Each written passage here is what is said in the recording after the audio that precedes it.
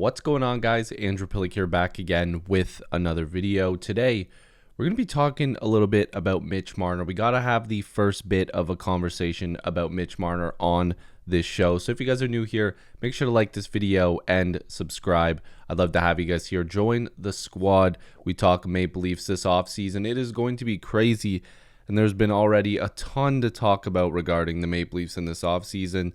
Like I've been saying in the last couple videos, honestly, I could probably make 100 videos right now. And I'm sorry if I'm sounding or looking a little bit off. I actually was in the hospital a couple days ago, not feeling the greatest. So hopefully you guys will understand that maybe I'm just not feeling or sounding the greatest right now. But I'm good now. I should be all right. Feeling a little bit better. But let's have some fun.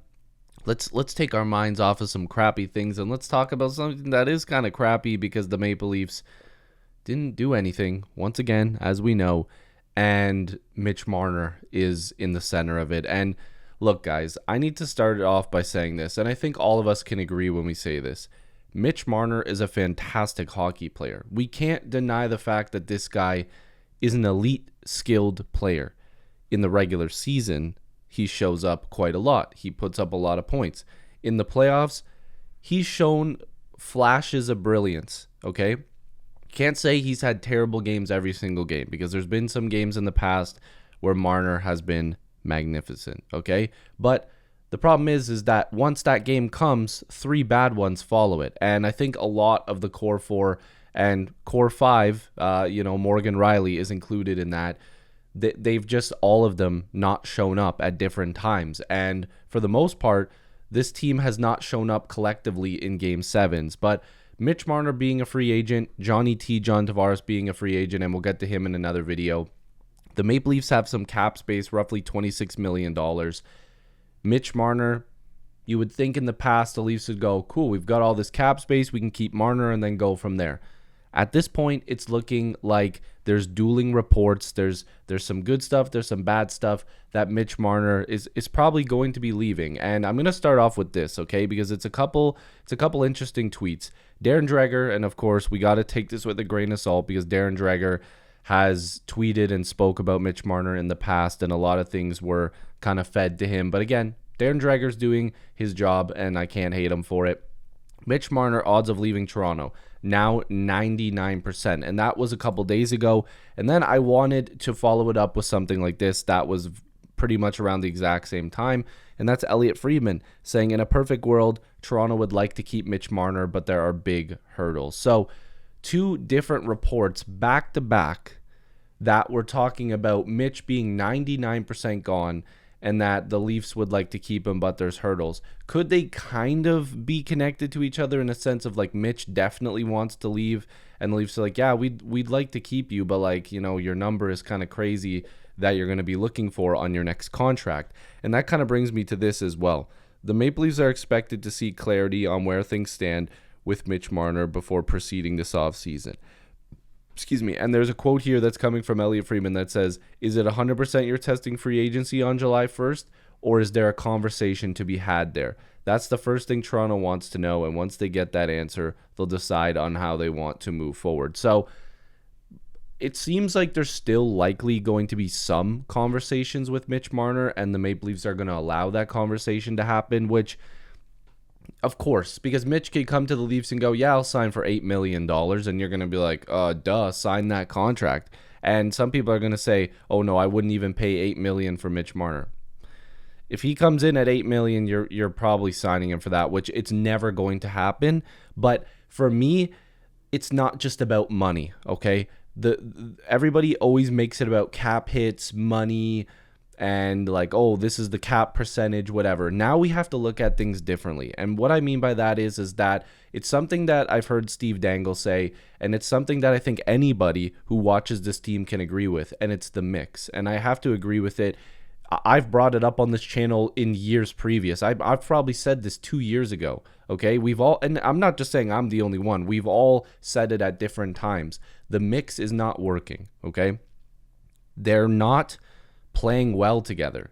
These guys don't have the killer instinct in decision games like a game 6 or game 7 where they can lock up a series, or when they're up 3-1 against Montreal and they can't lock down the series, or they can't beat a Columbus Blue Jackets team to get further into the playoffs. Technically that they didn't make the playoffs that year because that was like some play-in or whatever. Regardless, they just don't have the right mix to be able to get there. And if you bring back the same cast and crew, you're more than likely going to be following in the same footsteps as you previously did. And I want to show something first before we get into numbers, and this is a different type of number, and that's 10.9. Mitch is going to make more than that. And there's some people saying that he could get close to 14 on the open market. I don't think that that's possible. I think he can touch 12, 12 and a half. And again, people are going to think that's nuts. But his agent has worked with him before. They've gotten ridiculous numbers before, like this last one. They will figure out a way for him to get maximum dollars. And teams that are desperate to take that next step, some teams that are desperate just to make the playoffs, that might be one star player away that can, in the regular season, get them there, they will do something like that. Because you guys have to understand there, and I'm sure, again, I'm not saying you all don't understand this because, you know, there's all things that we don't get. It's not just about winning the Stanley Cup for some owners. And it's a corrupt league. There's corrupt owners. We've seen it in the past. We've seen it in Toronto. Sometimes it is just about making that extra dollar in the playoffs where, okay, we made the playoffs. Our owner's happy now. We've made an extra this many $1 million on jersey sales and tickets. We're happy now.